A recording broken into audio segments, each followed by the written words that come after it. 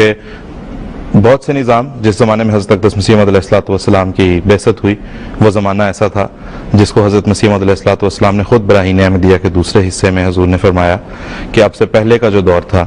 وہ جاہلانہ تقلید کا دور تھا. یہ زمانہ یعنی کہ حضرت مسیح علیہ الصلوۃ والسلام کا زمانہ اور اما بعد جو ہے وہ عقل کی بد استعمالی کا زمانہ ہے. اور حضور نے فرمایا کہ عقلی بد استعمالی کے جواب میں عقل کا خوبصورت استعمال کر کے اسلام کی خوبصورت تعلیمات کو دنیا پر اجاگر کرنے کی ضرورت ہے. تو جہاں اس دور میں جو کہ عقلی بد استعمالی کا زمانہ تھا وہ بین الاقوامی سطح پہ تھا, عالمی سطح پہ تھا, تمام دنیا میں عقلی بد استعمالی کا دورہ تھا جو رینیسانس کا دور آیا اور پھر اس کے بعد انلائٹنمنٹ کا دور. اگر ہم فکری تاریخ دنیا کی دیکھیں تو اس دور میں جتنے بہت سے نظام پیش کیے جا رہے تھے, کہیں کوئی معاشرتی نظام جنم لے رہا تھا, کہیں کوئی معاشی نظام جنم لے رہا تھا, کہیں روحانیات کا ایک علیحدہ تنہا نظام جو ہے وہ ابھرتا نظر آتا تھا, جبکہ اسلام ایک مکمل ضابطۂ حیات کی شکل میں اللہ تعالیٰ قرآن کریم کی شکل میں حضرت صلی اللہ علیہ وسلم پر نازل فرما چکا تھا. مشکل یہ ہوئی اور بدقسمتی یہ تھی کہ کچھ صدیاں گزرنے کے بعد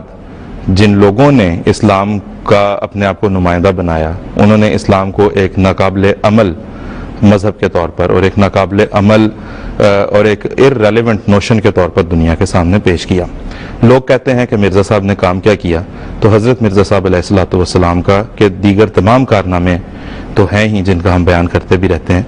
لیکن سب سے بڑا کارنامہ حضرت مسیح موعود علیہ الصلوۃ والسلام حضرت مرزا غلام احمد صاحب قادیانی علیہ السلام کا یہ ہے کہ آپ نے اسلام کو دنیا کے فکری نظام کے ساتھ اس کی ریلیونس کو ثابت کیا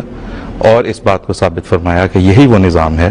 جو دنیا کی فلاح اور بہبود کا ضامن ہے. اور پھر آپ کے بعد آپ کے خلفاء نے اس کام کو جاری رکھتے ہوئے ہر دور کے مطابق اسے بیان فرمایا, کیونکہ اسلام ایک ایسا خزانہ تھا جو خدا تعالیٰ نے چاہا کہ آخری زمانے میں دوبارہ پہچانا جائے, اور اس مقصد کے لیے اللہ تعالیٰ نے اپنے مسیح موعود امام مہدی کو مبعوث کیا. اور ہم دیکھتے ہیں کہ اس وقت اسلام کی واحد قابل عمل شکل, اسلام کی واحد ایسی شکل جو دنیا کی حقیقتاً دنیا کی فلاح اور بہبود کی ضمانت ہے, وہ تفہیم ہے جو ہمیں سیدنا حضرت مرزا غلام احمد صاحب قادیانی علیہ السلام سے